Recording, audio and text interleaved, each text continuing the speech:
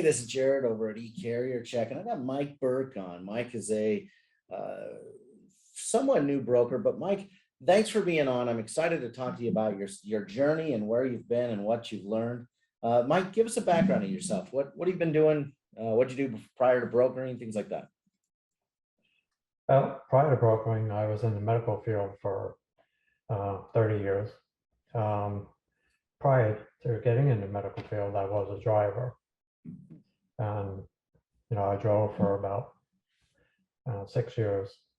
I was going to school part-time, and my last year I finally, pushed it and got out of the truck and retired from the medical field and decided to venture into brokering.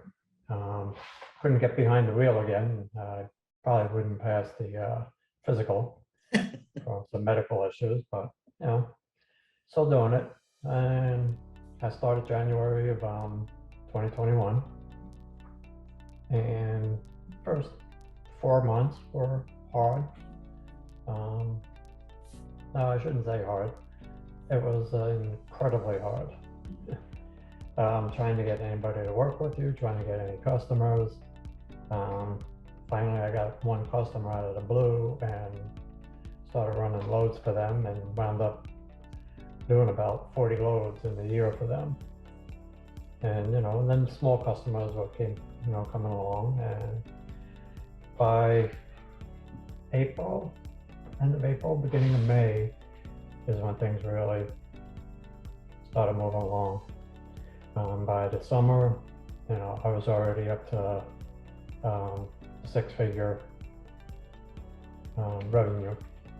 By the end of the year, my end revenue was close to $500,000. Nice. Yeah. And that was that was just yourself, right, Mike? You were doing that on your own? Yeah. Yep. And then midsummer, it was getting a little crazy and busy, so I brought in a couple agents. Unfortunately, those ones didn't work out. It took me until December to find some good agents that have been working with me now since December. A couple started in January, and these guys are good. They're pounding the phones, they're getting quotes, they're getting customers. So I mean, hopefully this year my projected is between 700,000 and 1 million. Yeah. Okay, Mike, let's I want to kind of break down a little bit of the challenges and then kind of what broke you through. Obviously, the first 4 months you're dealing with, you don't have any credit. You took a kind of a tech approach to it. How can I use technology to communicate? Talk us through, how did you build credit? How did that start? Building credit is very tough. Yeah. I mean, if you're trying it on your own, the cash flow and just paying carriers that way, you're relying on the carriers to report your payments, and 98% of them won't report it. You can send them emails, from Transcredit, from Ansonia, whatever. They won't report it. They're too busy. They're driving. So, I mean, I started off using a factoring company, just for the capital reason too. To be able to, get these carriers paid. And one of the companies I was with was a little challenging, on the phone every day with them, because every day they would kick back invoices. But eventually they got bought out by another one, and this company I really like. And what they do is, at the end of the month, they report whatever they moved for you, whatever invoices they process. And that's how you build up your credit, because they report it to Ansonia or Transcredit. But Ansonia is the one that is mostly used by factoring companies to, give you credit to pay their truckers. And being new, that's hard. And in the months that, I was trying to build everything up, I took the approach to tackle like the bigger companies head on, and I went in and established credit with them. Not for me, but for their carrier if they ran loads, and Yeah. it helped. I mean, to any new broker out there, I mean, I advise you to do that. Call as many of the big factoring companies as you can. Some of them won't work with you because you're under 2 years, Sure. uh, but a lot of them, are willing to work with you. Yeah, that credit So, score is kind of an interesting little indicator for, obviously if you post loads, people will call, they look at you first and say, well, is this guy going to pay the bills or not? So, yeah, obviously you yeah. I use mean, tech. if Go ahead. Sorry. if you if you see if you go on that and you see one of my loads, you'll see my rating. It's like 97 and 15 days. Yeah. And that's thanks to the factoring companies. Yeah. See, that's awesome. Obviously, you had a little bit of a gift for gab, or you were able to get a couple clients to come on. How and what kind of technology did you use in order to communicate? I know you took some sales classes, things like that. Talk about really what you did in order to get your first couple of accounts. Well, number one, since I was never really a salesman, I took some coaching, and I'm still with him. He coaches me, 2 times a month. Helps me. He coaches me as a manager and as a salesperson. Hmm. How to handle my agents and stuff like that. Um, but I mean, it's helped me a lot. It's kind of gotten me over my fear of cold calling. Um, but I still find more success with email. Hmm. I get a lot of my prospects and almost all my customers that I personally brought on have been from LinkedIn. Hmm. Okay, that's kind of interesting. So yeah, I send out. I have another company that I use for LinkedIn that they go in, and every Sunday and Monday they send out 100 new messages for connection to people. Oh, okay. And the return rate of getting a connection is small to how many people go out there, but sometimes these connections have turned into a positive. So I've already tripled my investment for that company with their help. So I mean, it's worth it. Yeah, that's awesome, Mike. I love that. So, Mike, obviously, you decided to go from I'm a broker every day, and you're like, I'm going to bring on agents. Walk me through that process. How did that work? How did you want to get that started? How did you find these people? Walk us through kind of how you developed an agent program. Um, Basically, I started out using Facebook on some of the groups. Went in, hey, looking for starting up and an agent program. Anybody interested? And you get a lot of responses from there. There's a lot of Facebook groups that for training programs, and there's agents that want to work and they don't have the experience. Some of them just want to like go straight to being a broker.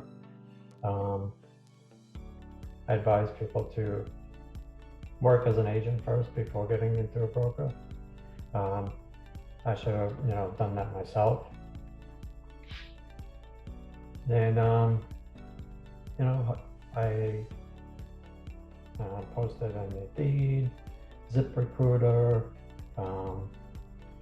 and I get interesting people. And some of the people that I brought on from Indeed and ZipRecruiter had no background, but they were good BSers. They could talk and talk up a storm, and Yeah, that's fair. so they came on, but they just really didn't have it for transportation. So those people went. And unfortunately, I did have a really good one. I mean, she had the gift of gab, and she was a true salesperson because she built her own dispatch service, but she wanted to get into brokering. And 2 months into working with me, she passed away. Oh man, I'm sorry. Yeah. So I mean, that hit me hard. We were becoming good friends, and so she was good. I mean, she already in 2 months she already had 2 customers. Nice. I'm sorry to hear that, Mike. That's it's Yeah. tough when people around you pass away.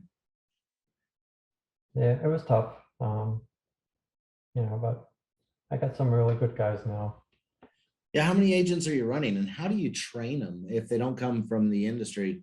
What do you do, to manage them, if you will, and get them education so that they're representing your company well? I have training folders with all kinds of information for them. Okay. There's a course that I use um, that I have them watch even before they start picking up the phone and make calls. They have to complete that whole course for me. And basically, it's just a repeat of what they already learned, but it's a refresher. And then, once they've done all that, I show them like, our load board or CRM, train them well on the CRM so they know how to use it and, get their contacts there.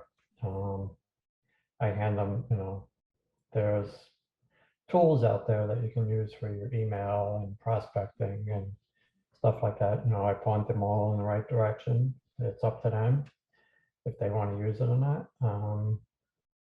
And then I offer them the coaching that I take. And what I do is, they pay half and Teddy's pays half for it. But they have to sign a year commitment Okay. working with me. So right now, out of the 4 agents I have, 2 of them are doing it. And it's definitely building their confidence. They don't make as many phone calls as I would like, but they're out there pounding them, and Yeah, so absolutely. yeah. So you've been operating since essentially last January. So you've been open for 15 months or so, correct? Yeah. 15 or so, 15 and a half. Well, my authority, I actually say February because everybody, says from when your authority went official. Okay, that's fair. Yeah. If you were gonna look back on these last 14 months, and you've learned a lot of lessons, what would you have done different when you started comparative to now? What is one of the main lessons you've learned in the last 15, 14 months? Like I said before, I should have adhered to my advice that I give to people now, starting out as an agent.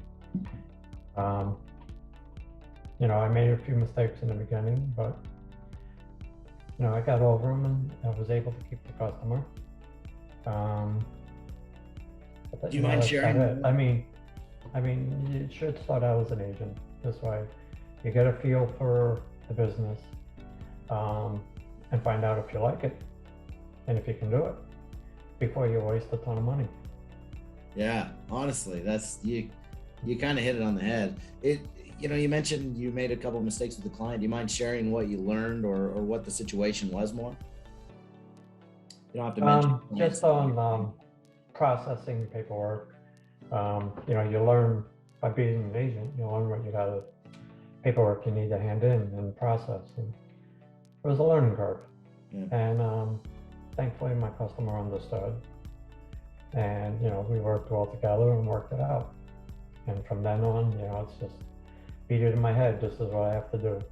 Yeah, that's fair. Yeah, it's interesting how much process comes into play when, whether it's accounting or, the setup process with carriers. It processes a lot, you know what I mean? It's just one of those things that you got to make sure it's on. Yeah. It's not just picking up the phone. Hey, give me some loads. Okay, let's move them. Move the loads. Then you got to do all the back end stuff after that. Yeah. And the back end stuff ties you up. That's a lot of work. Absolutely. Absolutely. But I found, you can find ways to streamline the process too. Like with Axle Payments is who I use as my factoring company, and you can integrate with QuickBooks, and their integration is pretty damn good. I mean, it just puts everything into your QuickBooks as a invoice, payments, payments to your company. All you got to do is just go in like once a week or every other week and reconcile. That's awesome. I love that. Yeah. Mike, I really appreciate you coming on. How do people hear about you? What do if you were going to look up Mike's company, obviously tell us a little bit more about, where people find your company. Where would somebody reach out to you if they wanted to become an agent? On my website, www.tayslogistics.com. All the information is on there if you want to become an agent. That's one way of finding me. Also, too, I got a lot of Google ads out there. I got a lot of Facebook ads, LinkedIn ads that should be popping up on everybody's home pages. Cool. I love that. So teddyslogistics.com, correct? Yes. Awesome. Mike, I really appreciate you being on. I loved the insight of how you worked through, building your company. I'm excited to see your growth and watch you kind of explode over the next few years, Mike. Hopefully you get to $10 million company here, right? I'm working on it. Exactly. I love it. Yeah. Mike, you have a great day. Thank you for being on. All right. Thanks, Doc.